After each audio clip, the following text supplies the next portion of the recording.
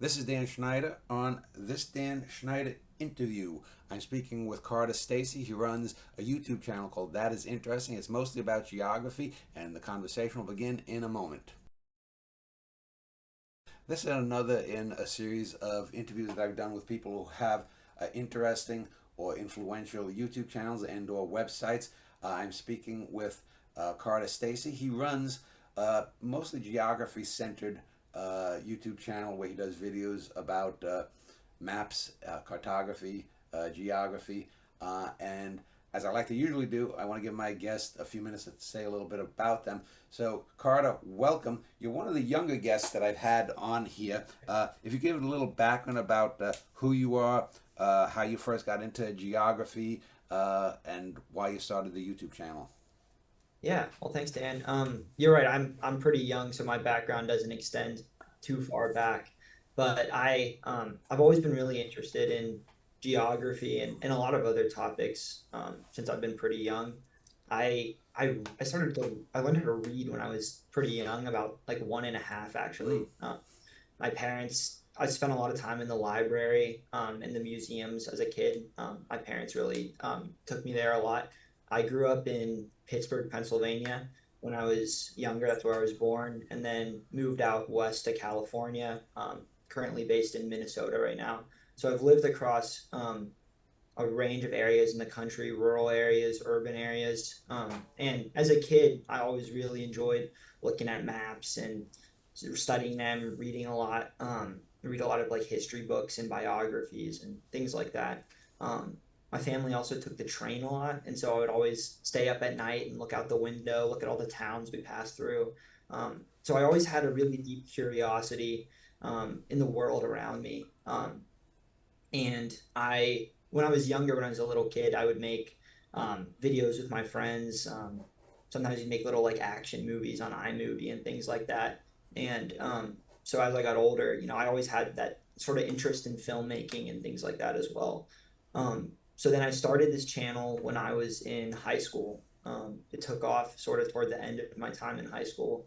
Then by the time I was in college, I decided to study geography. The channel had really been going down that route already, and I started my main series, the U.S. Explained, which does a longer form film on each of the states, territories, and federal districts in the U.S.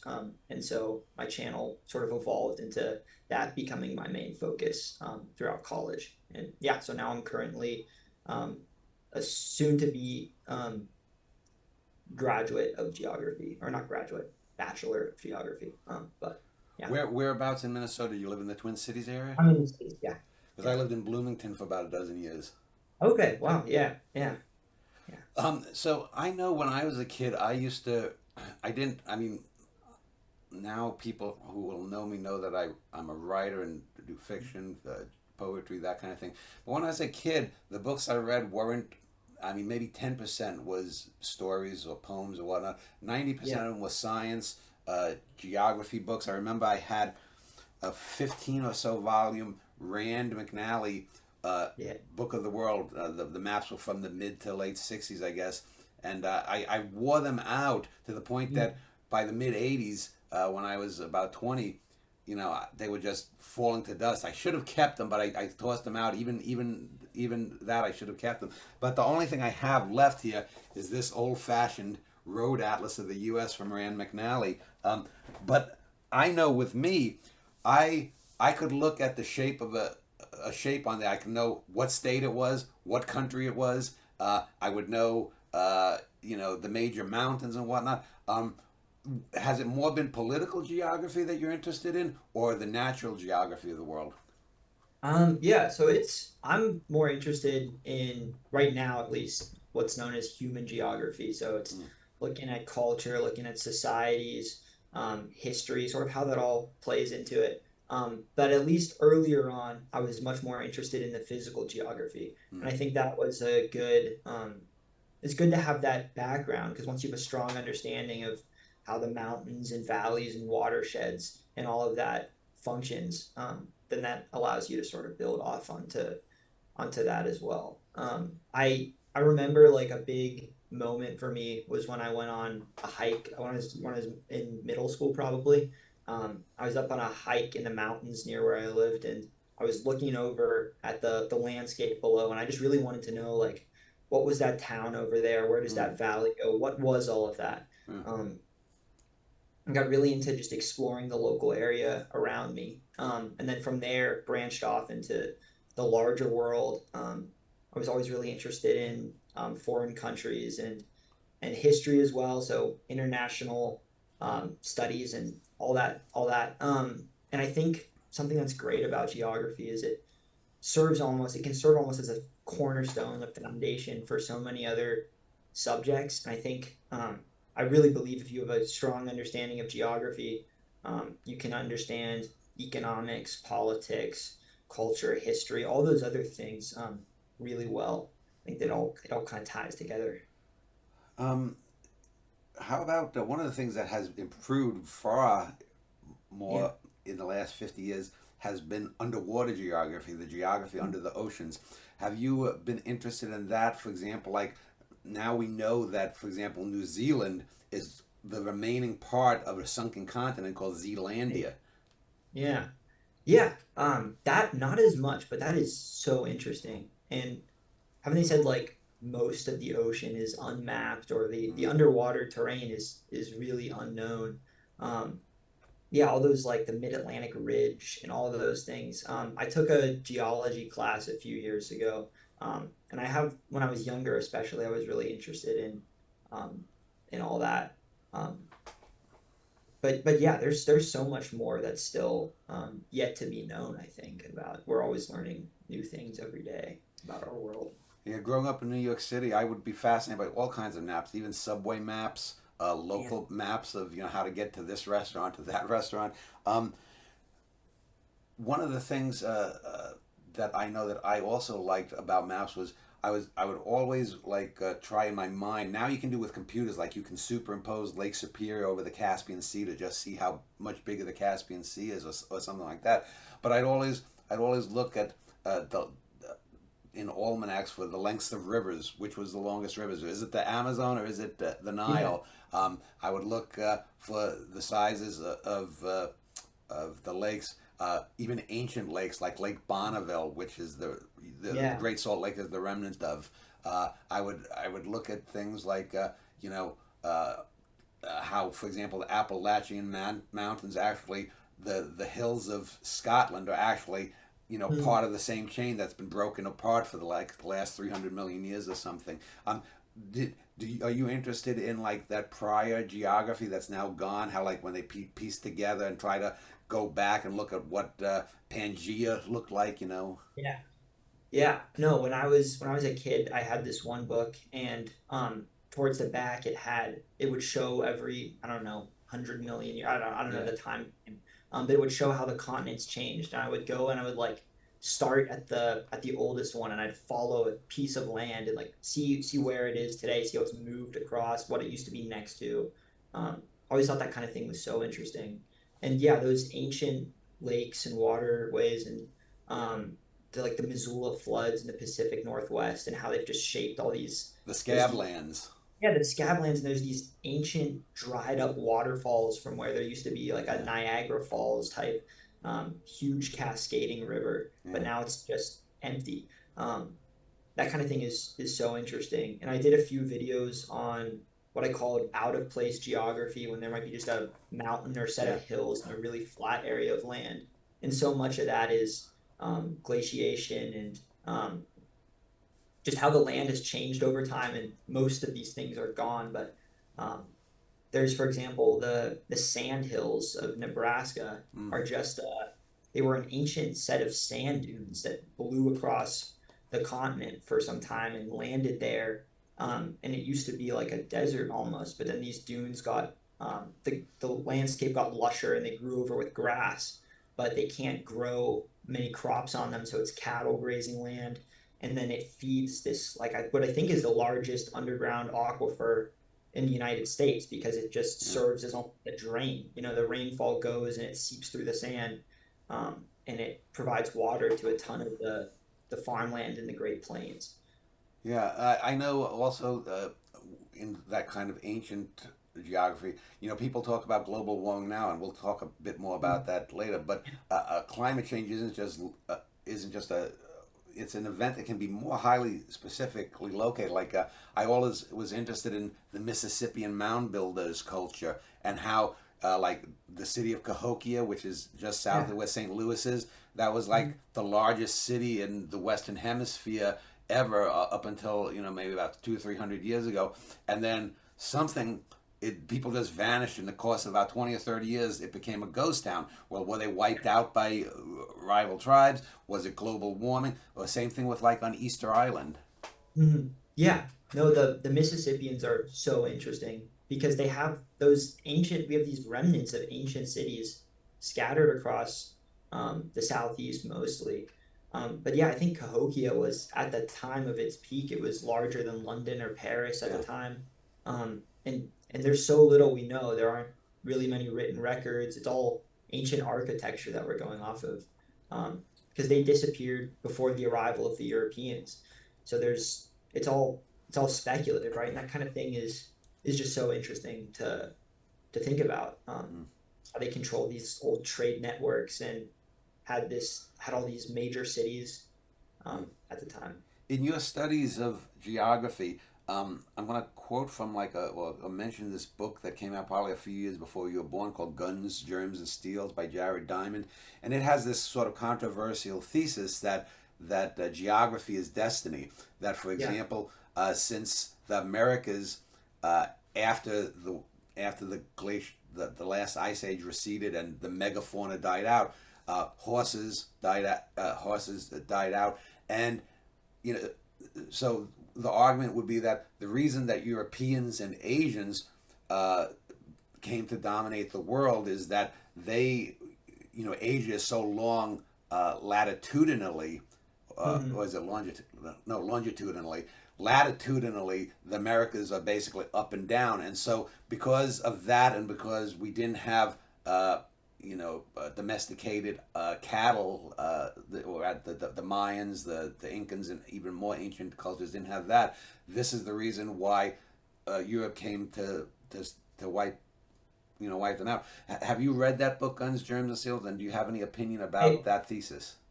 I haven't read it, but I'm familiar with the thesis, and I know a lot of the reason it was controversial was because during that era of like really intense European colonialism, Mm-hmm. they were making the case that um, sort of we deserve to take these lands because we have more coal in England, for example, or we have better natural resources. And so that's kind of I think that thesis was reminiscent enough of that that it gained some controversy. But I think just fully overlooking the role geography's had in human history because of that is pretty misguided because it has had a role. I mean, it shapes mountain ranges and deserts shape how different nations form and spread over land and the resources that are available have played a major role in history. I think as long as you're taking out that aspect of so they deserve it, um, then it's not I don't think a super controversial thing at all.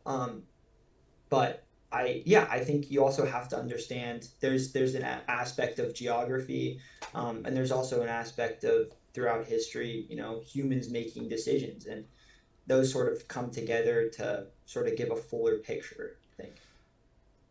Putting aside global warming, and I say global warming more than climate change because global warming is the thing that is the actual type of climate. There are different types of climate changes. Global Yeah. warming has led to acidification of the oceans. It's led to greater storms, greater droughts, and whatnot. But there are other types of climate change. So for me, it's the more specific term.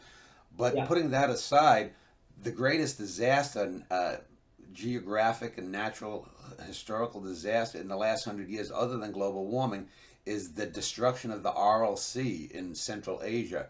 When I was a Oh, boy, with those old books that I had mentioned, I knew the outlines of the Aral Sea. It was, I think, the third or maybe fourth largest lake in the world, and now it's 1/10 the size. It's just it's a barren wasteland. It looks like if you ever saw these old Mad Max movies or something. It's a wasteland of chemicals and I mean it's just a disaster. Um, does something like that interest you? Have you made a video of that, or will you ever make a video on something like that? No, I haven't made a video on the Aral Sea in particular, but there was a my most viewed video is on Tulare Lake in California, Uh-huh. which had a very similar story. It was a large lake. It was pretty shallow, but it was by area the largest freshwater lake west of the Mississippi. Uh-huh. And it had its own really interesting watershed where it was mostly an Indorake basin. So it was mostly the water would flow down from the mountains and would evaporate. Mm. But in seasons of intense flooding, it would spill out into the San Joaquin River and make its way um, into the Pacific from there. Was it connected to the Salton Sea? It was not connected No. to the Salton Sea, but the Salton Sea is also, I've made a video on the Salton Sea and it's also a really Yeah. fascinating story as well. But then it was mostly diverted using canals and things like that to make room for agriculture. This cotton magnate came in and wanted to have more land for farming.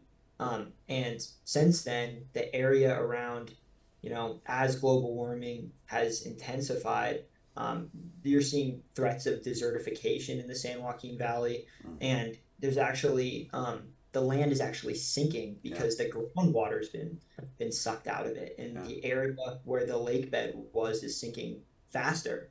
But then what was really interesting was just I think last year, California got these really intense floods and really high snowpack in the Sierras, and the lake returned. Mm. It didn't return to the full scale where it was before, but it came back, and um, it's kind of like nature kind of always wins to an extent. Yeah, If it's you like if you've go, ever seen those videos. If humanity disappeared tomorrow, how right, many how right. many hundreds of thousands of years would it take for rubber and Mhm. asphalt and all this stuff to break down, and there'd be no evidence of humanity in how many years? Yeah, I think that's like where a lot of the conversation with global warming falls short is it's always save the earth, Mm. and let's save humanity. I mean, the earth will recover Yeah. eventually. The earth will come back once we're gone, but we need to find a way that we can um, live more in tune with nature. And I don't know exactly how we do that, but it's certainly a lot. There's a lot of major issues. So let me talk about YouTube. So Yeah. what made you want to make the channel? Was it just a side gig, but then you had a couple of maybe videos that started bringing in some money, and you said, "Oh, this is a good way to." I mean, I'm assuming you don't make all your money from YouTube; that you have a job or something that you do. Well, I'm making most of my money from YouTube now, Oh, but okay. I've also worked some jobs in the past. Mm-hmm.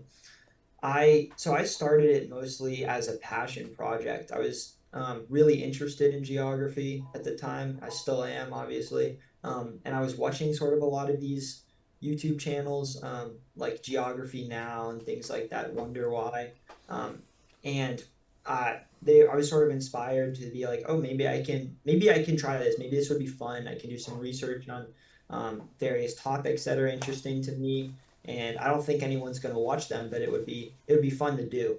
Mm-hmm. Um, and I had made about 25 videos that were uploaded. I've been working on it for about a year and a half before it even took off. So at least what I always tell people who are thinking about doing that kind of thing is don't go into it expecting it to do well because Yeah. you're going to be disappointed. I mean, I could have given up a long time before, right?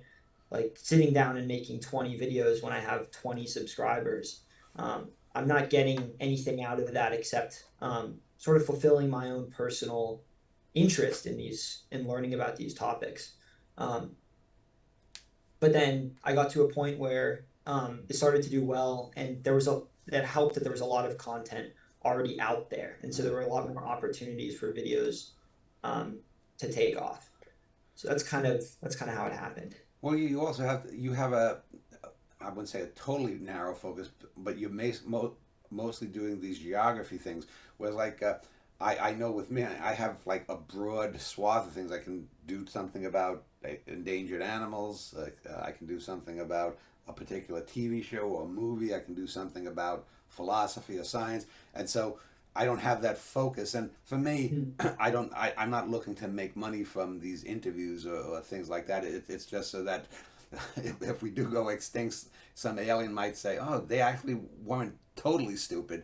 But uh, um, how has there been any change from the first 10 or 20 videos you've done to the Yeah. next one? Because I want to talk about your latest video that I had seen, which is quite polished. It was about the return of people to the Rust Belt, possibly. But you seem to have gotten more of a filmmaker's feel to it rather than just being a talking head with some pictures.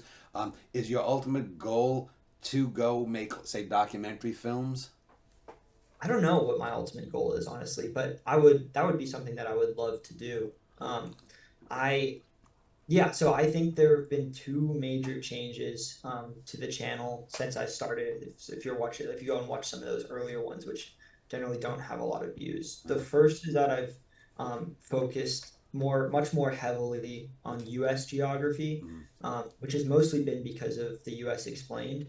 It's Yeah. also because, I grew up here. It's the country I'm most familiar with, and I'm able, I think, to speak more authoritatively about it than if I were to make videos on places that I haven't spent any time in. Yeah. Um, and the other major change is that the videos have gotten significantly longer. My Mm-hmm. first few videos might have been 5 minutes, they might have been 10 minutes.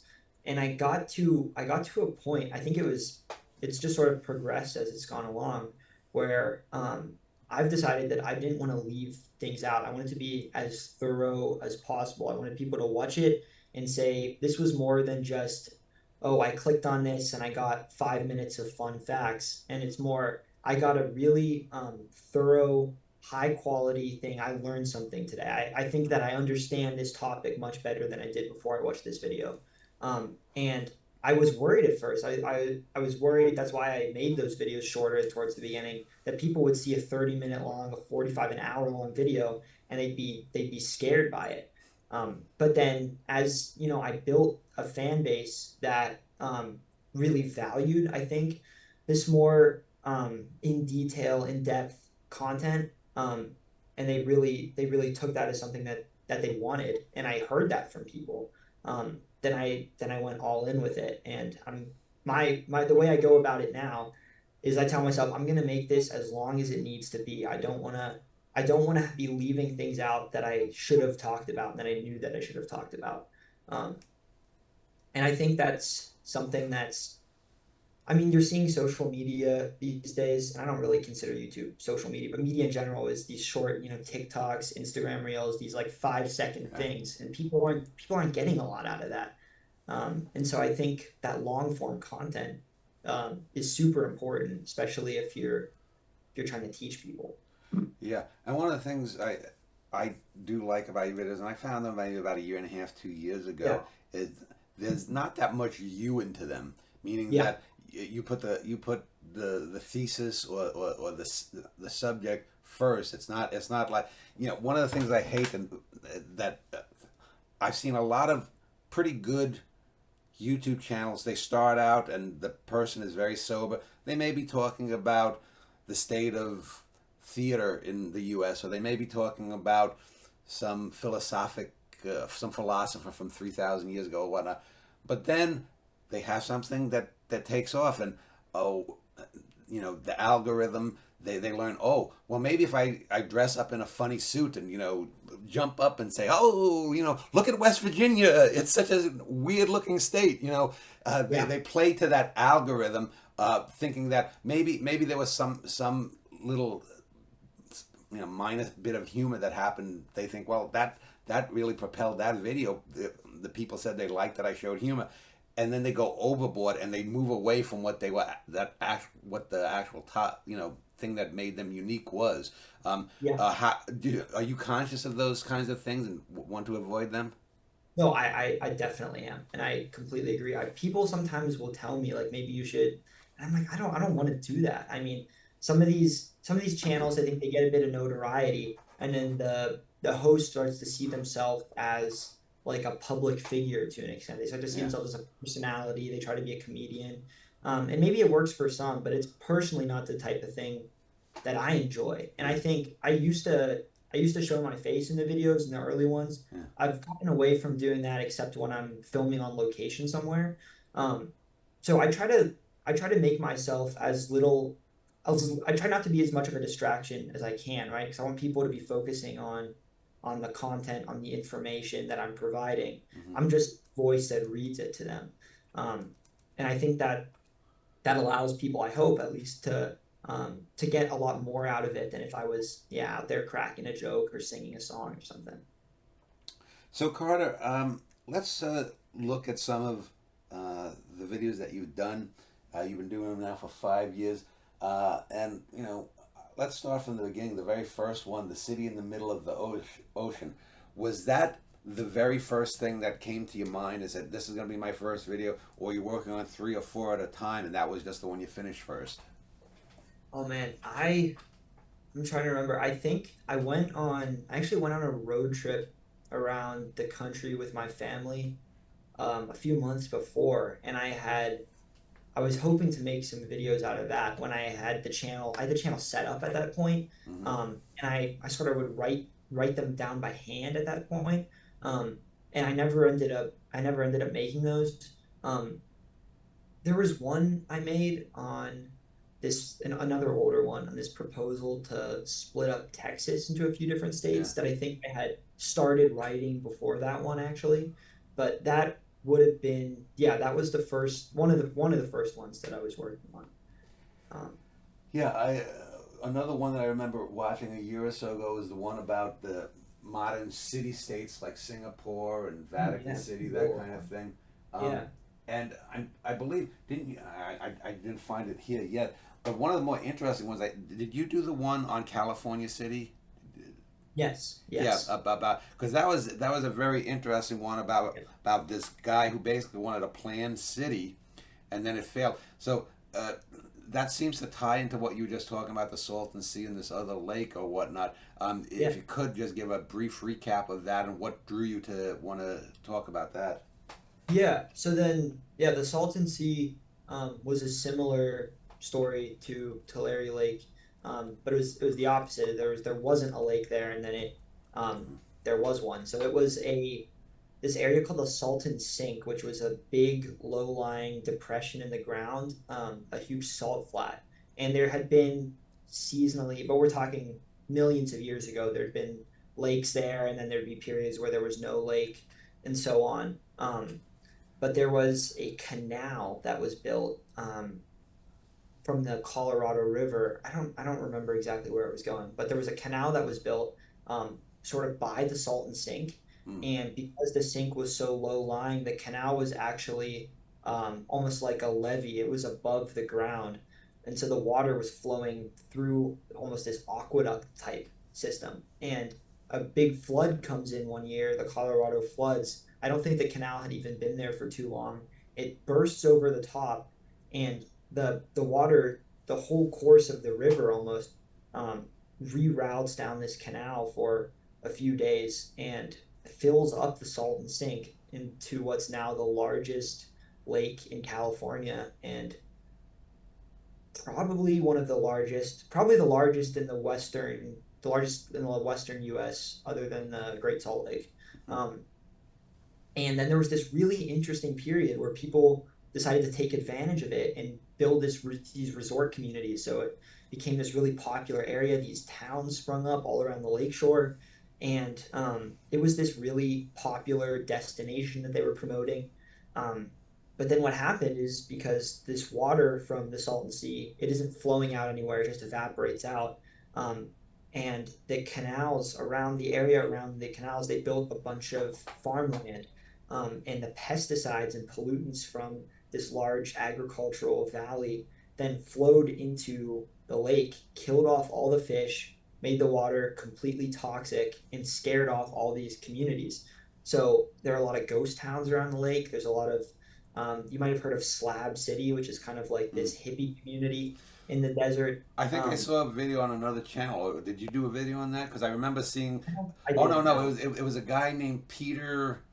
he's a political reporter. Yeah, he did like a 40-minute video where he went into the town, and they don't even have regular telephone service. I don't think, much less the Yeah, yeah, internet. yeah. So it just totally, I mean, there was all this really rapid transformation in the area from it's this dry salt flat to there's a huge lake to it's this bustling, thriving resort community to now it's all these ghost towns. Yeah, Then what they worry about with the drought that's been in the West for, I don't know, probably 10, 15 years now, is that if this lake dries up, these pollutants aren't going anywhere, and yeah. it would be really dangerous if it was a becomes a salt flat again because now there's all these pollutant particles. And should a big windstorm come in, those could blow elsewhere. And you got San Diego, Los Angeles, Phoenix, Las Vegas. They could be. There have already been, I think, cases of people getting cancer tied Uh, to just living near the lake. So, well, it's very um, similar to the Salt Lake. As I mean, the Salt Lake is shrinking too, not as drastically as the RLC, but it's smaller than it was in the maps 50 years ago. yeah, yeah, yeah. No, yeah, I've been seeing stuff about that and it's a huge problem. The Colorado River too. If that dries up, there's so many all the major cities of the Southwest and Southern California are dependent at least partially on its water. And it doesn't even flow into the Pacific anymore. Yeah, about 10, 12 years ago, my wife and I went the Big Bend National Park, and there are times when the Rio Grande, south of El Paso, comes to a trickle, and sometimes isn't even flowing Yeah. because of so much usage. That's something that with global warming, we're gonna have to learn to desalinate water. And I mean, Israel does it. I mean, I don't Mhm. see why the U.S. or the larger countries that are far from the sea, or not far from the sea, couldn't do it. But you do have a video here about there's a chunk of the U.S. inside Canada. Is that Oh yeah. about the recent little thing up in Puget Sound where there's a Canadian city or there's an American city that's hanging down, you have to drive through Canada to get that? No, so that's Point Roberts Okay. in Washington, and that's a super interesting thing too. I haven't made a video on it, Uh-huh. but this was on the northwest angle in Minnesota. Oh, okay. Yeah, Minnesota. Yeah, yeah. Yeah, and it's if you look on maps, it doesn't even look like it's cut off. Like it'll show the Yeah. map. It almost looks like it's just this point. Yeah. But in reality, it cuts through a lake. So Yeah. anyone who actually wants to Lake of drive the it will have to go Lake of the through Woods. Lake of the Woods. Yeah, yeah. And that was a long time ago. But I think it was a surveying error is what caused it. There was a disagreement on where a certain line of I think latitude extended, and so they just kind of did both of them. I think it's been a while since I've made it, but One of the videos that I didn't watch this one, but I'm just saying you did a video on the Roosevelt family, how they became a dynasty. oh That's a bit a different a thing, but is it because of Teddy Roosevelt and his conservationism? yeah, those videos were kind of off-brand for the channel, and I tested them out because I'm really interested in that kind of thing and Mm-hmm. presidents and American history and things like that. And they didn't really take off to the extent that I wanted them to, Uh-huh. so I didn't continue it, but they were a lot of fun to make.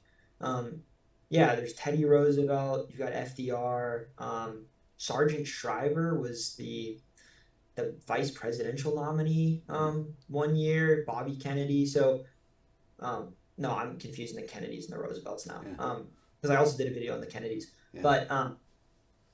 But yeah, those kind of things were really interesting to make. Yeah, you did also a couple of videos on partly recognized countries. It's funny you have Red China there too. What nations don't recognize communist China as a country still? There's a few, and I think it's shrank since I made that. Yeah, But I just found a list of just based on UN member states and who recognizes who. And so there's a few that'll have like one country that doesn't recognize them, for example, or for yeah. for one reason or another. But then there's some where it's much more of a split, and that was kind of interesting to look at each of the reasons that the disputes between different countries that have um, led to these them And not being recognized. and isn't there like a small triangle of land between Egypt and Sudan that no one claims or something? Yeah, yeah. I haven't done anything on that, but if I'm remembering correctly, I think there were two, and one of them is much more valuable than the other. Yeah. And so it's like you either the rule was like you either get one or the other, and everyone wants the both Egypt and Sudan want one of them, which maybe is on the coast or something, and so the other one is just not Yeah. claimed at all. But all it'll take is like a discovery of lithium there, and there'll be a war Yeah, between right. Egypt and Yeah, Sudan. yeah, Um, I see you did also a three-part one on third-party campaigns. yeah. I remember. I don't remember if it was your site or another. Did one of them focus on John Anderson? Yours? I did talk about John Anderson. Okay. I Okay. yeah, I did, yeah. He was he running in 80? 80. Yeah. Yeah, yeah. Um, He was what was and known that in was Republican circles as a limousine liberal. They actually at one time were more liberal Republicans. The New yeah, York City's had a famous mayor when I was growing with John Lindsay, who started as a yeah, Republican and became a Democrat. yeah, yeah. No, that was a super interesting one to work on that also never really took off. So Yeah. I think after I did those political history ones, that didn't do so well, but were really personally very interesting to me. Um, I sort of those were I was making those in an era where I had the channel had really taken off and got to around 20,000 subscribers, Mm-hmm. and then it flatlined for about probably a year and a half. Uh-huh. I was having trouble having any other videos perform at all um, until I started college. I had that video on Tulare Lake that did really Yeah. well.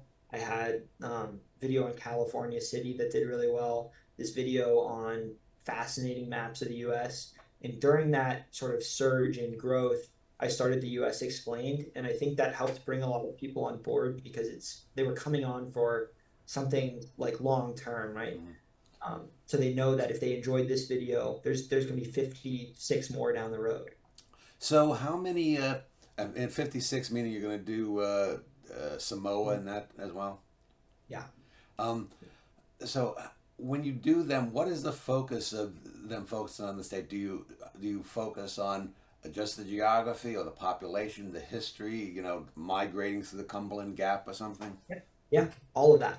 So I'll start with some basics like what's the weather like, how the state get its name, what's its flag represent, and then I go into the history of the state. Well, I talk about the borders of the state. I go into its history, and then, or no, I do its geography, then I do its history, sort of population history. How did its economy start to grow, and when did people really start moving in? If there was a big surge in growth. Um, Major events that occurred throughout it. So I'd say it's about the history section's a major part, the physical geography section's a major part, and then in sort of the last third of it, I'll talk about its major cities. I'll talk about its demographics. I'll talk about cultural traditions and things it might have. Um, so I sort of go through those as the three main sections of it. I see you did a video, and I think I saw this video a year or more Yeah. ago about the smallest mountain range on Earth. Now, I Yeah. know here in Texas, about a dozen years ago, when I went to the Big Bend, my wife and I stayed in a hotel in what's called the Chizos Mountains, that's within Big Bend. And they consider themselves, if not the smallest, one of the smallest mountain ranges because, unlike the Davis Mountains, which are a little bit farther north in Texas, in the spur of Texas, those are connected to the Rockies. But I believe that the Chizos were formed before the Rockies were formed, so they're like a remnant, like the Appalachians. So they're sort of like the small, what they call islands in the sky. Yeah. Um, Yeah. um, what is the mountain range that you're talking about in the smallest mountain range video you did? Yeah, so the one that I'm talking about, and I don't know, the locals will always claim sort Yeah. of we have the smallest, we have the big, right? And I don't think There's 50 restaurants in any state that say the best right. burgers in Yeah, the yeah. state.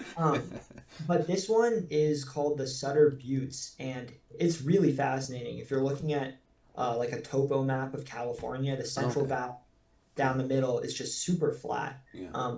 But there's what almost looks like an eye in it. There's just this circular, Mm, it's very small peak or series of peaks in this northern part, the Sacramento Valley, yeah. called the Sutter Buttes, and they were an ancient eroded volcano. So they were I think, a large volcanic plug that, as years have gone by, have just weathered down and become a sort of circular series of mountains.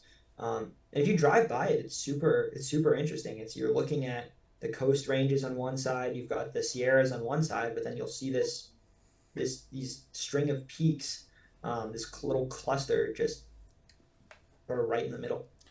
Yeah, I remember the video too. I'm looking here as I'm going from your earliest to the newest. The desert in Maine. Now, is that technically a desert? I've read that that isn't technically. Same thing. People claim there's a desert in the southwestern part of Oregon, but it's not really a desert technically. I don't think. Yeah, because deserts are all about rainfall. So like Yeah, Antarctica is technically a yeah. desert. It doesn't receive any rain. But no, but it's the official name of the place is called the Desert in Maine, and Mm, it's sort of a tourist, it's a thing to yeah. pull people in. Um, but what that was is it's still quite strange. It was I think just bad farming practices that kind of Yeah. eroded out the soil, and they were left with just this sand in the middle of the forest, this big strip of sand, like right in the woods of Maine. Mm. No, it's because of rainfall. It's not officially a desert. And I see you have a thing called the forest in Greenland. That reminds me of a couple of years ago on a different channel. I saw.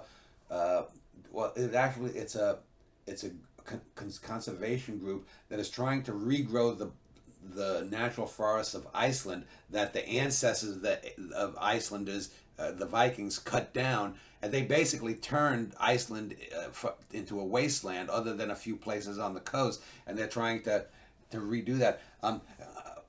I know you focus on the U.S. Is something like that something that has ever piqued your interest? Yeah, I might have actually seen that video too. I saw something about growing of lupin in Iceland across like Right, how that. right, right. The purple Yeah, flowers. yeah, yeah. Yeah, or blue Um, flowers. no, and I went to Iceland this summer. Oh, I really? brought a road trip to around the island, which was a Oh, lot of fun.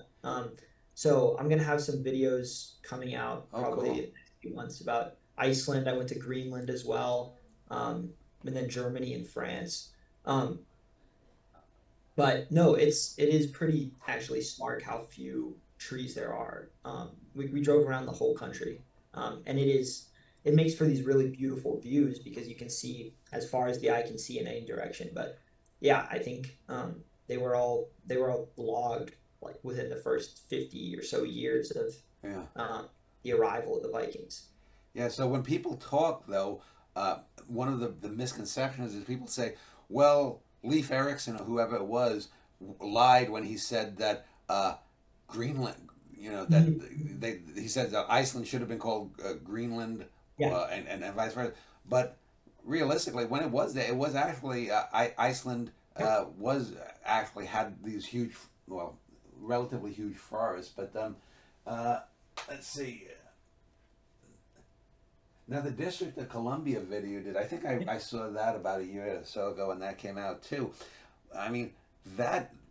I mean, there you're talking about the U.S. equivalent, basically, of one of these microstates like yeah. Vatican City, or I think is it Adelaide in Australia that also has a federal district? No, it's Canberra. It's the Canberra. Australian Okay. territory. Yeah, yeah. Um, So what drew you? What other than the fact that it's the seat of the federal government? What geographic facts are interesting about Washington D.C. that drew you? yeah. Well, actually, I when I started the U.S. Explained, I was initially trying to make a video that I was going to call America's City States, just about DC and Rhode Island and some really densely populated states and parts of the United States. But then it was getting too long, so I was like, why don't I turn this into a series? And that's where the U.S. Explained actually came from. Mm, But something that a lot of people don't know about DC is when you say Washington DC. Right now, the city and the district are they're one and the same. But when it started, it was a rural area, and mm, DC was one of actually Washington was one of three cities within the District of Columbia because Georgetown, Maryland had existed before, and there was Alexandria, Virginia. So they gave back the Virginia portion of it, and that's why it's not a diamond shape anymore. mm, Um, but then they annexed Georgetown at some point. mm. but it's kind of interesting when you go there. I believe that they assumed that the legislature would be the capital would be the center, and so all the downtown of the city would develop around the capital. And even though it's not that far away, they wanted the White House to be almost like a country retreat for the president, so they could be Yeah. away from the hustle and bustle of the city. But then downtown DC actually developed around the White House, whereas the Capitol Hill area outside the legislative buildings is mostly residential. So, since you're doing not only the states but you're doing territories, what is your particular view about statehood for DC or Yeah. statehood for Puerto Rico or the U.S. Virgin Islands? Then there's American Samoa, and there's two or three other ones. Yeah, I mean, I think the most important thing is, it should be what the locals want.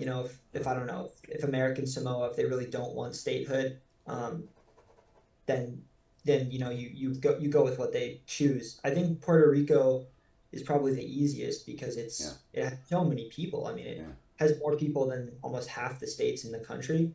yeah, And it's also not particularly far from Florida. It's much closer than Alaska or Hawaii yeah, is. So that's my personal view on it. Um, Washington, D.C., I think you hear a lot of people, most people at least that I've talked to in DC, statehood's pretty popular.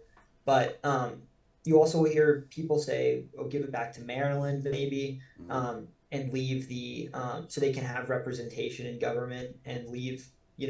I one of the things that you hear is that it's important that there is a federal district of some size to make sure that the federal government has control of the Capitol, the department buildings, the Smithsonian's, and all of that. But maybe it doesn't have to be the size of the full district. But also, you go to DC and they have a really strong sense of identity. I don't think a lot of people there would want to be part of Maryland, particularly. yeah. Um, when you get to the others, some of them are are significantly smaller in population. So maybe they don't need statehood as much as Puerto Rico or Yeah. DC. Um, the territories always did have, it was once they'd reach a certain population size, the statehood process would begin. I could see something like combining Guam and the Marianas because they're right next to each other, and I Mm. think they have a lot of cultural similarities. Um, How, American how Samoa, about how about American Indian reservations? yeah. There have been Um, some people say. I mean, I think Arizona, 20% of Arizona, I think is was it the Pueblo Indians or Navajo the Nation is Navajo? huge. Okay, Yeah, yeah, and that stretches between a few different states. yeah, Um, so yeah, that could certainly be if there's a talk of like a 51st state. I don't have particularly strong opinions on um, any of the we really need other than DC and Puerto Rico. I'd say these have large enough populations that don't have any federal representation as is. And, I think with Hurricane Maria in Puerto Rico, there was just a lot of logistical issues with getting them aid that could have been more streamlined if they had statehood. yeah. Um, So so, yeah. let me ask you because you had mentioned early on that you didn't just want to you weren't just interested in the physical geography, but sort of the how the geography affected people. Let me talk about a few things here. Have you ever thought of doing like a piece just on, say, Appalachian culture? Because far more so than the Rockies or the coastal ranges out west, these mountains are small enough, and you have they've been people now that have established a 250, 300-year-old culture there. Then there's things like the Gullah language or sub-language, people who speak Gullah down around the Delaware, Delmarva Peninsula, and some of those areas. And then there's, for example, like Melungeon people, which now we know were a mixture of freed black slaves that escaped and intermarried with some local whites. Do any of these kinds of things fire your imagination, or any other ones that I haven't mentioned? Yeah, totally. So I did a video on, I think I called it like cultural enclaves or something like Mm, that in the US. And I talked about the Gullah, I talked about the Amish, I think I talked about a few other groups. Yeah, that kind of thing is so interesting to me. Especially I'm not I don't have any particular like deep knowledge of linguistics, but the concepts of these linguistic enclaves, like you'll see in the like Cajun country of Louisiana or up way in the north of Maine and New Hampshire and Vermont, I think are really fascinating too. And if you know the story of the Gullah, how they were able to preserve a lot of words from West Africa, and how their language, which is so fascinating to me, is actually mutually intelligible with the Creole language of Sierra Leone, but it was Mm, formed the opposite way. It was formed when Black Americans who had grown up speaking English moved to Africa, mm, to Sierra Leone, and established a community there, a fairly small community, but then they ended up running the government for at least the early years and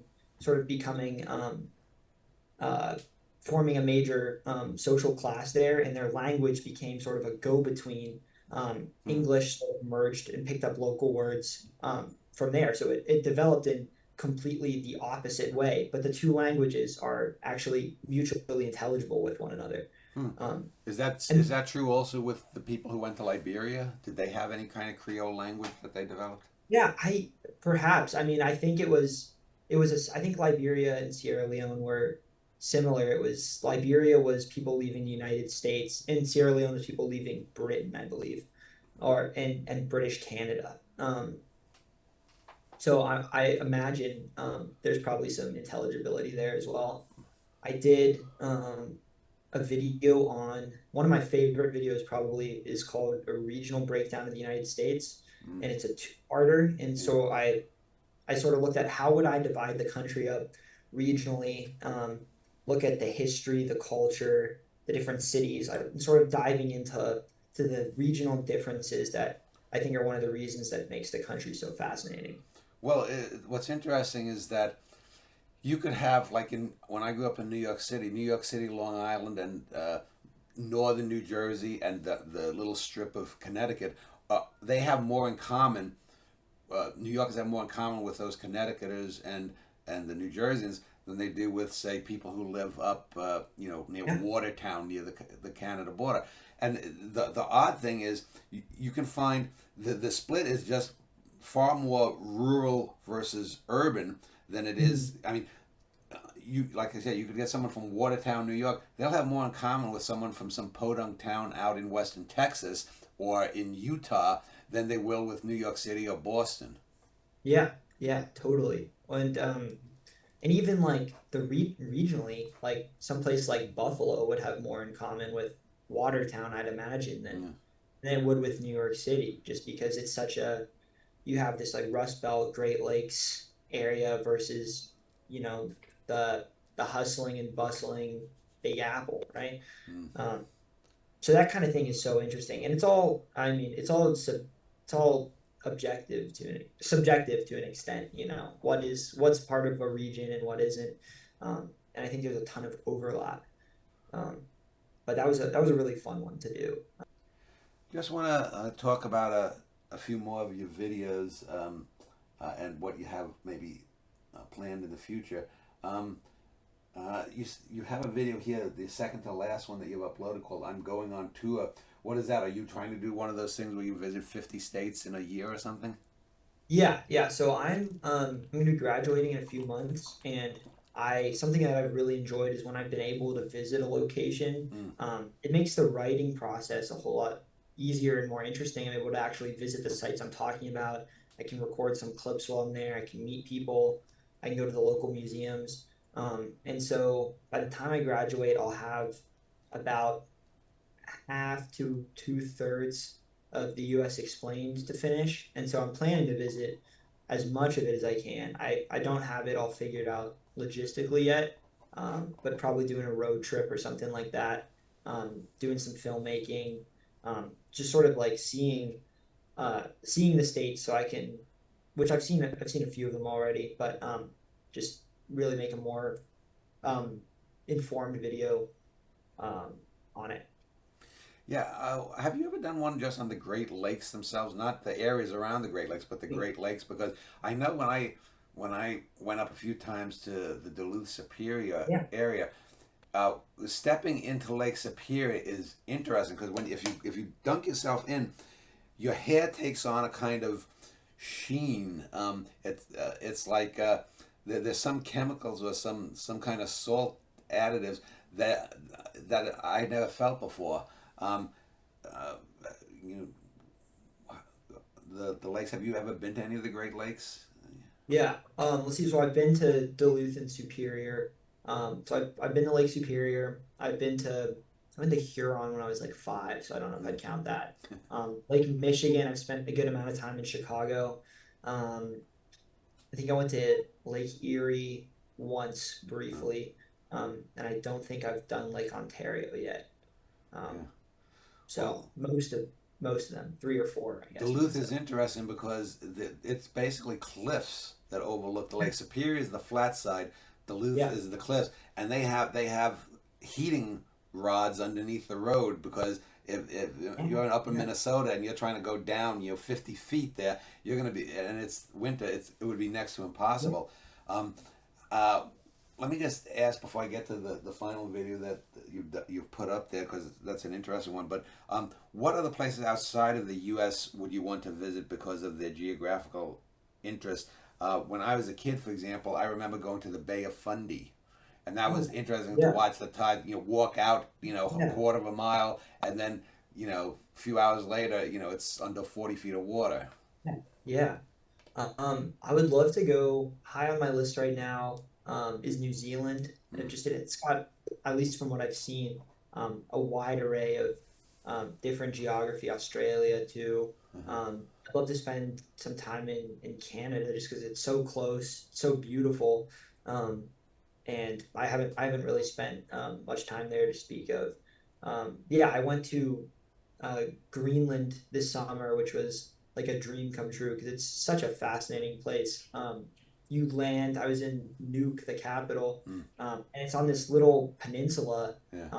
totally hemmed in by mountains and fjords and ice, and so the roads aren't going anywhere. Um, it's just all these little isolated coastal communities that you can reach by like a small little prop plane or by boat. So which was just super fascinating geographically. So I'd love to spend some more time up in the Arctic, go to Alaska, things like that. I remember I saw a video about a year or so ago on the Faroe Islands Oh yeah, between yeah, Scotland and Iceland. They were interesting. There's this gal named Cecilia Blumdahl who yeah. she's up in Spitsbergen Island in Oh wow. Svalbard, and so she's always doing videos about Yeah, what's how do toilets work in the Arctic or something, and they're fairly interesting videos. Um, I know for me, I'm half Norwegian, so I certainly would like to maybe one day go to Norway, but it's not one of those things I'm gonna kill myself over. But if I don't, uh, but certainly I'd like to go to maybe Machu Picchu just to see what it's yeah. like, things like that. Let me talk about uh, the last video you did, the Rust Belt Exodus, because I thought this was probably for me. Technically, it was the most that remind me of the types of videos I would see as a kid in the 1970s in a school auditorium about this is the Rust Belt, and not in the kind of way the Simpsons would make fun of that kind of thing, but that was informative right to the Yeah. point. So what propelled you to want to just talk about the Rust Belt in general? Because that's a fairly nebulous term in some ways. Yeah. Yeah. Yeah, so I'm originally from Pittsburgh, so I was able to draw on sort of my personal experiences in Western Pennsylvania. And I've spent a decent amount of time in the sort of Great Lakes region in general. But I mean, one thing that's really interesting about the Rust Belt is I'm really interested in why cities developed where they did, why people lived where they did. The geographic advantages, the different like choke points or break and bulk points that trade flows would lead cities to develop in specific locations. And as I'm doing the U.S. explained, there's all these population migrations that shape regions. And so when I was doing this regional breakdown of the U.S., I didn't include the Rust Belt in it because it overlapped with Appalachia, it overlapped with the Midwest, right? With but I think it's a really important thing in the fact that so many millions of people have left the region. They moved to other areas, and that it was fairly recently too. Um, so I've been wanting to do this like sort of mini series on migration patterns within the United States. Um, and yeah, this was the first one I went with, and I'm really happy with how it turned out. Honestly, I think it was, at least from what I've heard, people seem to think it was really comprehensive and Yeah. good. So yeah, So let me ask you about future geography because I grew up in New York City for 26 years. I spent a dozen years in the Twin Cities, and then the last 20 or so down here in Texas. I live in the Austin, Texas area, which is yeah, pretty centrally located. We're surrounded by what's called the Hill Country. yeah, Um, yeah, but slowly but surely, the desertification is creeping eastward from the western part of the state. And I wanted to ask you, do you ever think about future geography and what, not only countries, the shapes of countries as sea levels rise or desertification happens, or like you touched upon it in this video we just spoke of about the Rust Belt, how there could be an exodus back up towards the Rust Belt because of the Great Lakes and the water up there. Um, uh, you know, will Las Vegas and Phoenix still be around in 100 years, or will they have dried up too? What is your thoughts on the future of the U.S. geographically? yeah. I think that's really interesting. It's so speculative, so it's hard to. I mean, if you're projecting out um, more than, I don't know, 10 or 20 years, it's hard to tell where things are going. Like who could have predicted the pandemic and the way that's changed where people are living, Yeah. um, and all that. Or But I'm Hurricane working. Katrina? Right, exactly. Yeah. I'm working right now on my geography major capstone, actually on that topic of will people return to the Rust Belt. I'm just starting it right now, so I'm not able to speak too authoritatively on it yet, but sort of exploring what strategies different cities are taking to try to attract people um, who are moving maybe from the Southwest and Florida or areas like that. Um, then there's good old plate tectonics, like California is going to be shifting along the San Andreas over time. Well, it's just Because going to take one more big hurricane, and New Orleans will be dead. yeah, I mean, one of the videos I did um, was talking about the Mississippi is naturally trying to change course Yeah. to a different route called the Atchafalaya, and the Army Corps of Engineers has had to hold it back. So that will not only result in pretty serious flooding down I guess, southwest of New Orleans, but it will also put New Orleans and Baton Rouge, I think, as well, off of the main course of the main stem of the Mississippi. And I think would probably deliver a pretty severe economic blow to the region, which could result um, in people leaving as well. In terms of the droughts in the Southwest, I think probably the big thing that, if anything, gets people moving out of there, it'll probably be the pricing that comes with, our water bill is going to go up, our electric bill is going to go up if these dams aren't producing as much hydroelectric energy.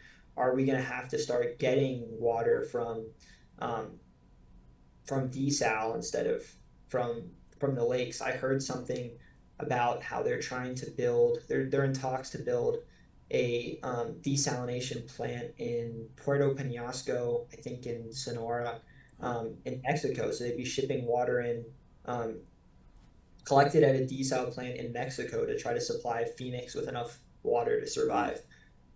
And then what if the Colorado dries up? There's this big discussion is of how the states downstream are going to continue divvying up the water. California's water system, and not only for feeding people, but for agriculture. The state is providing half of all fruits and vegetables that the U.S. consumes. So, what happens if the California Water Project and Central Valley Project fail? Um, and the lakes aren't able to supply enough water from the Sierras downstream. I mean, these could have huge consequences. So that kind of thing is really interesting to look at, and I think there's a lot of these geographic issues and like the Great Salt Lake drying up, that people don't focus on as much. And I'm personally, I've made a number of videos on like these water issues, because I grew up out west, so it's something you think about a lot.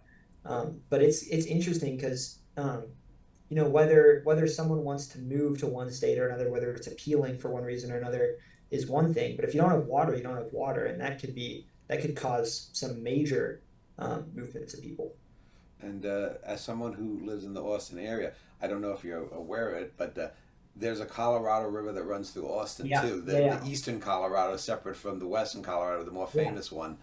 yeah, Our Colorado never carved out a Grand Canyon, but one other thing before we end this, I wanted to ask you about, and that's the natural flora and fauna that geography yeah, spawns, and things that one of the things that has happened too is as the climates change, you get invasive species. Now, some of them are naturally come to the areas. Others, like people, the idiots who let their python snakes, pet snakes, go in the goddamn Everglades. I mean, yeah, they're now battling with alligators to be the top predator. Um, uh, you're not old enough, probably, to remember, but in the 1970s and 80s, there was the thought about these uh, uh, Africanized killer bees coming up from South America and Mexico into the U.S., but it barely happened. Do you have any thoughts about how the changing climate will not only affect geography but also, you know, the natural world? yeah. I mean, you hear a lot about crops. I know in like the Midwest, they think the sort of crop patterns are going to shift north, um, a little bit because of warming temperatures. I know about the whole Asian carp thing in the Yeah, Mississippi trying to cross through that canal in Chicago, yeah. uh, into the Great Lakes, and that's like I think the flora and fauna is something that um, is really a you think okay if it's changing by a few degrees, well that could have huge effects on the range of different species and plants and animals and things like that. And finally, let me just ask you. You said that you're not necessarily certain about what you want to do career-wise, but regarding the channel, uh, what do you, other than finishing the whole series of states and possessions of the U.S., uh, is there anything other major series that you're thinking of doing in the next year or two? Yeah, so I mean, I visited a number of countries this summer and within the last year, and I want to make videos on each of those. I'm not gonna do every country in the world. That would take a lifetime, right? But at least the places I visited, I want to be able to um, provide a similar thing to the U.S. explain to that. Um, People have talked about a lot of people have asked that I do something on Canada and on the Canadian provinces and Mm. territories. Um, and so I'm seriously considering that. I mean, I think there's, a lot of interesting overlaps with US history and geography, with Canada, but there's also a lot of differences. And then I also wouldn't be committing to anything as time consuming just because there's so fewer um, of them. Um, yeah, I want to do this migration series, which would probably max be like two or three more videos. But yeah, if I decide to stop hosting the channel, I at least want to make sure that I pass it off to somebody Mm. that would, a new host, because I think I've built something up that I think is providing something good to educationally to the world, and I want to make sure at least that it's able to continue if I decide at a point that I want to have a career change or something like that. Well, I want to thank you for spending over an hour talking about it. I'll link to that is interesting, your YouTube channel below this video. Um, uh, it's good to see, especially a young person doing something that isn't just. I use this example. I remember seeing a 14-year-old girl's YouTube channel a couple of years ago talking about makeup applications. She had like 25 million views in 2 years, and I was like, ugh. But you're actually doing something, I think, of worth and value and quality. So thank you for talking with me. Yeah, well, thank you, Dan. I really appreciate it.